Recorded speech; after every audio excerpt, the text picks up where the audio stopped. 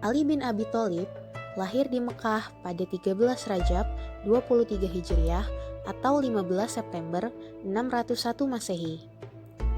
Ali berasal dari keluarga Bani Hashim, keluarga terhormat dari suku Quraisy. Ia merupakan putra dari Abu Thalib, paman yang mengasuh Rasulullah Shallallahu Alaihi Wasallam di waktu kecil. Ketika masuk Islam, Ali bin Abi Thalib baru berusia 10 tahun. Beliau merupakan sepupu sekaligus menantu Rasulullah Shallallahu Alaihi Wasallam. Istri Ali, yaitu Fatimah, merupakan putri Rasulullah Shallallahu Alaihi Wasallam. Pengorbanan Ali terhadap Islam nampak sejak awal. Saat orang-orang Quraisy mengepung rumah Nabi untuk membunuhnya, Ali adalah orang yang menggantikan Rasulullah di tempat tidurnya. Ia juga merupakan salah satu di antara 3 orang yang ditunjuk untuk menjadi kesatria perang tanding di Perang Badar dan Perang Uhud. Setelah wafatnya Nabi Shallallahu Alaihi Wasallam, Ali bin Abi Thalib adalah sahabat yang selalu menjadi penasehat, yang menyertai ketiga khalifah sepeninggal Nabi.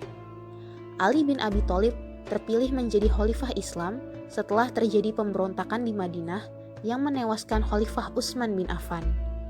Terbunuhnya Utsman bin Affan di tangan pemberontak menyisakan permasalahan yang besar di tubuh kaum muslimin dan menjadi beban berat bagi Ali bin Abi Thalib.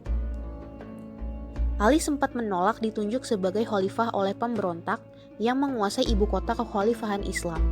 Namun, sahabat lainnya meyakinkan beliau hingga diangkat menjadi khalifah keempat menggantikan Khalifah Utsman bin Affan.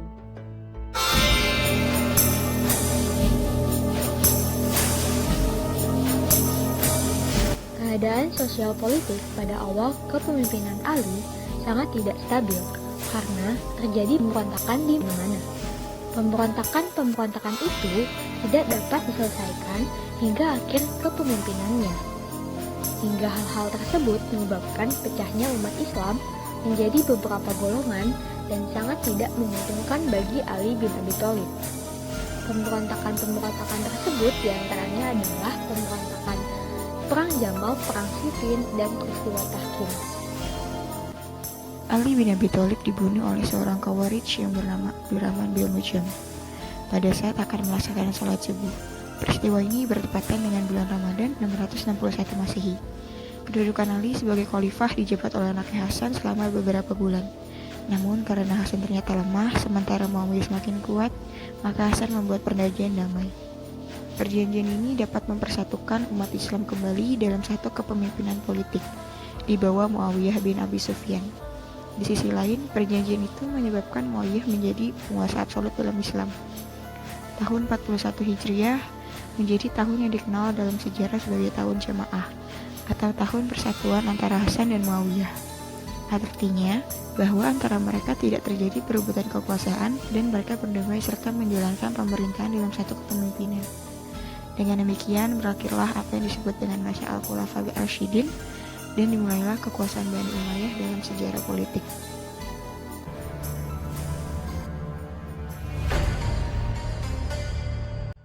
Selama masa pemerintahan Ali bin Abi Thalib, sistem administrasi Baitul Mal baik di tingkat pusat maupun daerah telah berjalan dengan baik.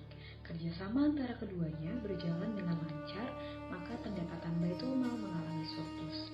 Dalam pendistribusian harta Baitul Mal, Khalifah Ali bin Abi Thalib menerapkan prinsip pemerataan. Ia memberikan santunan yang sama kepada setiap orang tanpa memandang status sosial atau kedudukannya di dalam Islam. Beliau berpendapat bahwa seluruh pendapatan negara yang disimpan dalam Baitul Mal harus didistribusikan kepada kaum muslimin tanpa ada sedikit pun dana yang tersisa. Distribusi tersebut dilakukan sekali dalam sepekan. Hari Kamis merupakan hari pendistribusian atau hari pembayaran. Pada hari itu, semua perhitungan diselesaikan dan pada hari Sabtu, perhitungan baru dimulai. Terobosan Ali bin Abi Thalib di bidang moneter yang sangat monumental adalah mencetak mata uang dinar yang mempunyai ciri khusus tidak meniru dinar Romawi. Berkaitan dengan apa yang telah dijelaskan, sebenarnya kebijakan-kebijakan yang ada pada zaman Ali memiliki cukup pengaruh terhadap kepemimpinan setelahnya. Bahkan, sampai kehidupan saat ini. Di antaranya, perjanjian mempersatukan umat Islam di bawah Muawiyah bin Abi Sufyan. Perjanjian ini membuat umat Islam bersatu padu dengan menjunjung perdamaian, dan umat Islam semakin kuat dengan tercegahnya perebutan kekuasaan dalam satu pemimpinan. Hal ini sudah semestinya menjadi contoh bagi umat muslim saat ini untuk menjaga solidaritas sebagai umat yang satu, tidak berpecah belah, serta tidak berselisih meskipun adanya perbedaan pendapat yang tak mungkin dipungkiri. Allah pun mengingatkan akan hal ini dalam Quran Surah Ali Imran ayat 103, juga Quran Surah Hud ayat 118 sampai 119.